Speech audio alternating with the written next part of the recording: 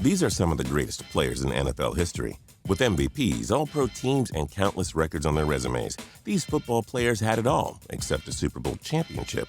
I'm Justin Fraction, and today we take a look at the 10 best players who never won a Super Bowl.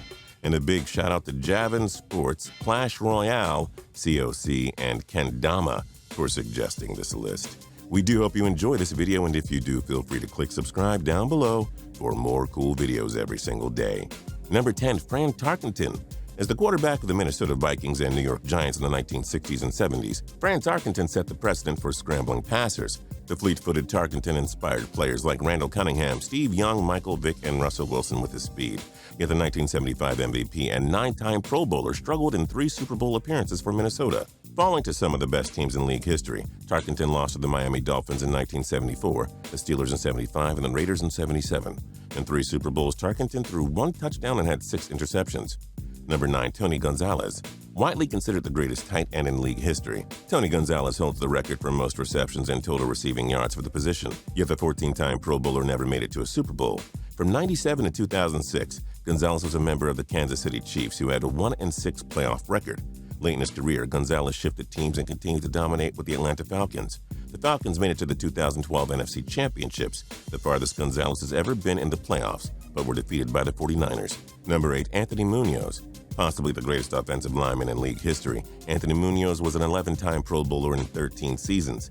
Named Defensive Lineman of the Year for 3 times in his career, Munoz was a top protector of Boomer Esiason, who helped Cincinnati become one of the best offenses in the 1980s. The 1998 Hall of Fame inductee was a member of the 1980s All-Decade Team and the 75th All-Anniversary All-Time Team. Yet, like so many others, Munoz was victim to Joe Montana's 49ers. In 2 appearances in the Super Bowl, the Bengals were defeated in last-minute drives by the San Francisco Signal Caller. Number 7, Randy Moss. Arguably the most talented receiver in league history, Randy Moss set the record for most receiving touchdowns in a season and most receiving touchdowns by a rookie. The best wideout on the record-breaking 1998 Vikings and 2007 Patriots, Moss was one of the most dominant players ever. Though he had more chances than most players on our list, Moss never won a title. In 1998, the Vikings were undone in the NFC Championship. In 2007, the Patriots were upset in Super Bowl 42, and in his final season with the 49ers in 2012, Baltimore held on to defeat San Francisco in Super Bowl 47. Number 6, Bruce Smith. The best defensive player on the dominant Buffalo Bills teams of the early 1990s, Bruce Smith is the all-time leader in NFL sacks with 200. An 11-time Pro Bowler and 9-time first-team All-Pro member, Smith thrived in a 3-4 scheme, though the formation was typically not geared for sacks. A member of the 1980s and 1990s All-Decade Team, Smith unfortunately went ringless in 4 trips to the big game. In the Bills' closest Super Bowl game, a 2019 loss to the Giants in Super Bowl 25, Smith became the 5th player in league history to record a safety in the Super Bowl. Number 5, Eric Dickerson. No running back has rushed for more yards in a 16-game season than Eric Dickerson, but the Hall of Famer never played in a Super Bowl. Along with Walter Payton, Dickerson was the best back in the 1980s and became the fastest player to reach 10,000 rushing yards. At the time of his retirement, Dickerson's 13,259 yards were second on the all-time list. With the Rams, Dickerson made several deep runs in the postseason, but never made it to the Super Bowl. After being traded to the Colts, Dickerson brought respectability to the franchise, but the team made the playoffs only once with him on their roster. Number 4, Deacon Jones. The inventor of the quarterback sack, David Deacon Jones is one of the greatest defensive players in NFL history. Jones was the best player on one of the greatest defensive lines ever, nicknamed the Fearsome Foursome. He used his speed and head slap technique to get by linemen, and even though sacks were not compiled during Jones's playing days, Pro Football Weekly reported Jones finished with 173.5 sacks.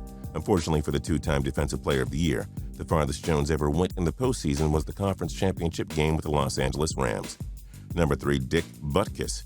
The forefather of middle linebackers like Ray Lewis, Jack Lambert, and Mike Singletary, Dick Butkus never reached the postseason with the Bears. The 2-time Defensive Player of the Year was named Most Feared Man in the Game by Sports Illustrated in 1970. When Butkus retired 3 years later, he held the record for the most fumble recoveries. Even with Gale Sayers on the offensive side of the ball, Chicago struggled mightily in the late 60s and into the 70s. In his time with the Bears, Chicago went 48, 74, and 4. Butkus retired in 1973 due to knee problems. Number 2, Dan Marino. Dan Marino had all the physical tools and numbers to arguably be considered the greatest passer of all time. Yet because he lacks a Super Bowl win, many fans will keep the Dolphins quarterback low on their all-time lists. Marino had one of the best seasons ever by a quarterback in 1984. Throwing 48 touchdowns in his second season and losing to the 49ers in the Super Bowl, the future seemed bright for the league MVP.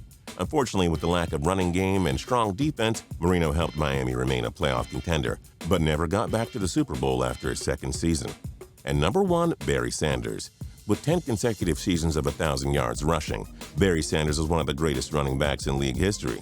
A member of the 2,000-yard rushing club, the 1997 co-MVP, shocked many with his retirement at 31 years of age. Just 2,053 yards from Walter Payton's all-time rushing record, Sanders retired after rushing for over 1,400 yards the previous year. Reports stated a reason for Sanders' retirement was Detroit's failure to build a constant Super Bowl contender. Sanders made the postseason 5 times and made the NFC Championship once in 1991. Do you think there was a football legend we missed in our rankings? Let us know in the comments below. If you liked this video and learned a thing or two, clicking the like button helps us out a ton and we appreciate it. If this is your first time coming around to Total Pro Sports though, subscribing is a great idea because we put out videos like this every single day. But as always, thanks for watching and we'll see you guys next time.